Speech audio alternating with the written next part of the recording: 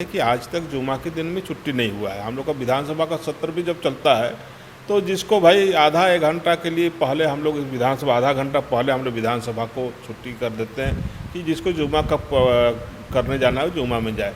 लेकिन आज तक मेरे ख्याल से लगता है कि इस राज्य में और इस देश में जुमा के दिन में छुट्टी नहीं है। और जो परंपरा हमने कहा पहले से कि रविवार में संडे को यहाँ पर छुट्टी रहता है, रविवार संडे को होना चाहिए छुट्टी, इसमें हम लोग किसी तरह का विरोधवास नहीं है। कांग्रेस कह रही है कि नहीं, ये लोग खंड खंड में भारत को बांटना चाह रहे हैं।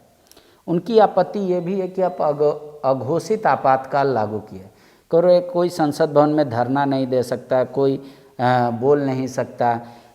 बोले कि जितने शब्द थे जो सरकार पे सटीक बैठते थे उसको असंसदीय घोषित कर दिया गया। झारखंड में शिक्षा विभाग को लेकर और जो स्कूलों में कुछ कम ही स्कूलों में जो प्रैक्टिसेस किए जा रहे हैं उसको लेकर ना सिर्फ खबर बन रही है बल्कि अब राजनीतिक का विषय है। बीजेपी इसको पूरा ट्रोल कर रही है कि राज्य की हेमंत सोरेन सरकार किस ओर ले जाना चाहती है, जहां बच्चा को हाथ जोड़ के प्रार्थना से मना कर दिया जा रहा है और जहां ज़बरदस्ती स्कूल के नाम के आगे उर्दू लिख दिया जा रहा है। कांग्रेस का दावा है कि ये परंपरा पहले से है। बीजेपी ने जानबूझकर इस सरकार में इस खबर को फैलाया है ताकि लोगों में भ्रम फैले। हमारे साथ नीलकंठ सिंह मुंडा हैं, बीजेपी के वरिष्ठ नेता भी हैं, पूर्व मंत्री भी रहे, वर्तमान में विधायक भी हैं। नीलकंठ दा, कांग्रेस कह रही है ये जो चीज़ चला आ रहा है वहाँ का लोगों को आपत्ति है ही नहीं, ये बीजेपी को पेट में दर्द काहे होता है? इस तरीके का कुछ ना कुछ सगुफा छोड़ देते हैं ये लोग। हम लोग तो कह रहे हैं कि जो चीज़ चला आ रहा है वही होना चाहिए। और देश आज़ादी के बाद शुरू से ही हम लोगों ने संडे को छुट्टी देने का प्रावधान केंद्र सरकार भी और राज्य सरकार भी किया है। तो हम लोग जो शुरू से चलते आए हम लोग उसी को चाहते हैं कि वही परंपरा चलते रहे और आने वाले दिन में भी इसी तरह चलते रहना चाहिए। अब कांग्रेस क्या कर रही है क्या नहीं कर रही है ये उनका विषय है। जो कह रहे जुम्मा को छुट्टी हो रहा था पिछले कई वर्षों से, अब कह रहे हैं कि आप जुम्मा को छुट्टी नहीं देंगे। हम लोगों ने जुम्मा को छुट्टी हो ये नहीं कहे, मैंने जुम्मा में छुट्टी हो इस तरह का प्रावधान यदि पहले से है तो निश्चित रूप से इसमें किसी तरह का हम लोग को बोलना नहीं है। लेकिन हम लोग को जहाँ जानकारी है कि आज तक जुमा के दिन में छुट्टी नहीं हुआ है। हम लोग का विधानसभा का सत्र भी जब चलता है तो जिसको भाई आधा एक घंटा के लिए पहले हम लोग विधानसभा आधा घंटा पहले हम लोग विधानसभा को छुट्टी कर देते हैं कि जिसको जुमा का करने जाना है जुमा में जाए।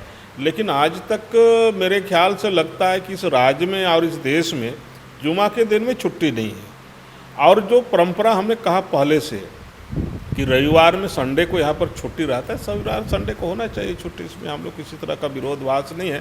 संडे में जो हमारा परंपरा चलता है उसी को करना चाहिए। लेकिन इसकी शिकायत आपके पार्टी के नेता अमित शाह से भी कर रहे हैं कि उर्दू कैसे लिखा जा रहा है, क्या जनसंख्या के आधार पर अब कानून तय होगा? तो बोले ये तो गलत बात है ना, आखिर लोकतंत्र है ही जनता के लिए। अगर वहाँ बहुमत की जनता जो चीज़ चाह रही है उस हो रहा है तो उसमें क्या आपत्ति हो जाएगा? इसमें ऐसा है ना, लोकतंत्र में सभी लोग को रहने का, सभी लोग को यहाँ बोलने का, सभी लोग को अपना अपना अधिकार के तहत रहने का अधिकार है। और इसमें अब जनसंख्या किसका ज़्यादा है किसका कम है, जो लोकतंत्र में जो प्रावधान है उसी के आधार पर यहाँ पर लोकतंत्र में प्रावधान है, उसी के आधार पर यहाँ पर कानून और नियम बनना चाहिए। कांग्रेस आप का यही लक्षण देख के अब पूरे देश में कश्मीर से कन्याकुमारी तक भारत जोड़ो यात्रा ला रही है। कह रही है अभी देश भारत को खंड खंड करना चाहती है, बीजेपी तोड़ना चाहती है, इसीलिए बहुत ज़रूरी है कि भारत जोड़ो यात्रा शुरू, और कांग्रेस उसको लेकर पूरी तरीके से तैयार है। कांग्रेस को बहुत दिन के बाद याद आ रहा है कि भारत जोड़ो, इससे पहले केंद्र में शासन में वही रहा है। कांग्रेस किसी न किसी रूप में देश आज़ादी के बाद 50 साल तक किसी न किसी रूप में ये देश में अपना शासन किया, राज किया, और उसके हाथ में पूरा लोकतंत्र को कैसे हम मजबूत करें, लोकतंत्र को हम कैसे अच्छा रहें, उसका पूरा उनके हाथ में थी। और आज उनको याद आ रहा है भारत जोड़ो। अब 370 जब आज हट गई तो उनको लग रहा है कि हम भारत को कैसे फिर यहाँ पर लोगों को बरगलाने का काम करेंगे। और हमारा तो शुरू से ही देश एक है और देश सभी लोग एक रहते हैं। और एक साथ सभी हम भाईचारे के रूप में रह रहे हैं। लेकिन अब कांग्रेस का तो शुरू से ही जो अपना नेचर रहा है, शुरू से ही इस तरह तोड़ने का काम, लोगों को एक दूसरे से लड़ाने का काम जो रहा है, वो आज फिर देख रहा है कि धीरे धीरे करके हमारा सत्ता से हम दूर होते जा रहे हैं। आज देखिए कि मात्र 2 प्रदेश उसका बचा हुआ है, और 2 प्रदेश बचा हुआ है तो यहाँ के लोग, यहाँ का जनता, यहाँ का पब्लिक उसको समझ गई है कि किस तरह बीच बीच में आ करके और किस तरह यहाँ पर लोगों को आज से पहले ही बरगलाने का, फुसलाने का काम किया था, और देश को भाईचारा, जो हम भाईचारा के रूप में जो रहते हैं, वर्ग में बांटने का काम किया था। लेकिन आज जब फिर मेरे ख्याल से लगता है आने वाला दिन में जो स्टेट है, 2 स्टेट है, दोनों स्टेट समाप्त हो जाएगी, और हमारा जो ये देश में कांग्रेस जो शासन किया था, कांग्रेस से मुक्त हो जाएगी। इसलिए लोगों को लग रहा है कि हम किस तरह विषयों को लोगों के सामने लेके आएँ और किस तरह हम फिर शासन प्राप्त करें। और इसलिए इस तरह का काम और इस तरह का विषय कि भारत जोड़ो बहुत देर से उनको याद हुआ।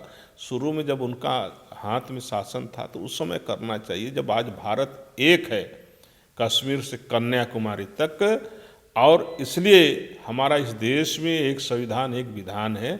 और पहले था क्या कि जम्मू कश्मीर का अलग था और हमारा इस क्षेत्र का अलग था, तो 370 हट जाने के बाद इन लोगों में घबराहट महसूस हो गई है। आप कह रहे हैं 2 ही राज्य में कांग्रेस बची है, वो भी चली जाएगी, इसका मतलब जेएमएम से आपका नज़दीकियाँ बढ़ रही है कुछ?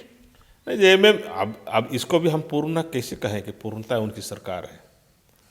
अब इसको हम ये कहें कि उनकी गठबंधन की सरकार है, और उस गठबंधन में उनका 16 या 17 विधायक है, तो इसलिए अब इसको हम उसके स्टेट के रूप में हम नहीं कह सकते, उसको हम नहीं दे सकते। हम उसी स्टेट को उसको दे सकते हैं। जेएमएम से कोई बीजेपी को फिर से साथ बैठने में आपत्ति है या नहीं है? जरा देखिए, अब ये सब विषय अब कहाँ से आ रहा है, आपत्ति है नहीं है, लेकिन इतना जरूर है कि लोकतंत्र में सभी लोग को एक साथ रह करके क्षेत्र का विकास करने का अधिकार है। चाहे वो राजनीतिक द्वेष अलग हो, लेकिन सत्ता में अगर होगा तो दोनों साथ बैठ सकते, कोई प्रॉब्लम नहीं। लोकतंत्र में संविधान जो कहता है उसी के अनुसार लोगों को काम करने की आवश्यकता है। ठीक है, एक बात और आ रहा है कि आप लोग जिस तरीके से ये कह रहे हैं कि 370 हटा के ही वाकई में भारत एक हुआ है, कांग्रेस कह रही है कि नहीं, ये लोग खंड खंड में भारत को बांटना चाह रहे हैं। उनकी आपत्ति ये भी है कि आप अघोषित आपातकाल लागू किए, करो कोई संसद भवन में धरना नहीं दे सकता, कोई बोल नहीं सकता। बोले कि जितने शब्द थे जो सरकार पे सटीक बैठते थे उसको असंसदीय घोषित कर दिया गया। बोले ये क्या है, ये तानाशाही है क्या? सरकार हिटलर शाही चाहती है? एक ही शब्द उनके नज़र में बोला संसदीय है, वो है थैंक यू मोदी जी। तो क्या विपक्ष उनको सिर्फ यही कहे? सवाल से भाग रहे हैं, समस्या से भाग रहे हैं, और आप नहीं चाहते कि सांसद, चुने हुए जनता के प्रतिनिधि सवाल उठाएं, इसलिए इस तरीके का आप काम कर रहे हैं। चुने हुए जनप्रतिनिधि को सारे जगह पर सारे विषयों पर बोलने का अधिकार है, चाहे वो लोकसभा हो या विधानसभा हो। सारी जगह अपनी भावनाओं को, अपनी बातों को, क्षेत्र से संबंधित, राज्य से संबंधित, देश से संबंधित विषयों को रखने का अधिकार है। लेकिन आप भी पांडे जी रहे हैं और देखते ही होंगे हमारा जो चलता है विधानसभा उस समय कि कुछ कुछ असंसदीय शब्द होता है, तो संसदीय शब्द को बोलना या संसदीय शब्द भाषा जो कहलाता है उसको निश्चित रूप से नहीं बोलना चाहिए। इसलिए असंसदीय शब्दों के बारे में इस तरह का कुछ कुछ विषय आया होगा, लेकिन जिसको हम असंसदीय शब्द मानते हैं। और आज कांग्रेस कह रही है तानाशाह कब से असंसदीय शब्द हो गया, घड़ियाली आंसू कब से असंसदीय शब्द हो गया, भ्रष्टाचारी कब से असंसदीय शब्द हो गया, तानाशाह कब से असंसदीय शब्द हो गया। बोला जो शब्द बीजेपी नहीं सुनना चाह रही है उसको एक आदेश निकाल के करिए असंसदीय। जरा कांग्रेस से ही पूछे कि तानाशाह क्या है, तानाशाह क्या है, कांग्रेस से ही पूछना चाहिए कि क्या है तानाशाह, उसका हम किस रूप में, किस शब्द में, किस तरह हम उसका व्याख्या कर सकते हैं। तो निश्चित रूप से वो तो कह रही है वर्तमान सरकार से तुलना कर सकते हैं तानाशाह। अब आपका पक्ष मजबूत है तो ठीक है, आपका यदि पक्ष मजबूत नहीं है तो सब चीज़ खराब है, सब कुछ ठीक नहीं है। यही है कांग्रेस का कि आज तक हमने कहा, पहले भी कहा कि उनका पक्ष जब मजबूत रहता है तो सब चीज़ ठीक ठाक रहता है, जब उनका पक्ष मजबूत नहीं है तो सब उनको गड़बड़ी नजर आता है। बायोम। डॉक्टर बनने का है सपना मगर सही गाइडेंस की है कमी, तो आए बायोम। रांची में सिर्फ मेडिकल की तैयारी के लिए एक बेहतरीन संस्थान, नीट और एम्स की तैयारी के लिए सन 2001 से मेडिकल प्रिपरेशन के लिए सबका भरोसेमंद संस्थान बायोम, इनू एवं नगराटोली, Ranchi. thefollowup.in. Like, share, and subscribe. www.thefollowup.in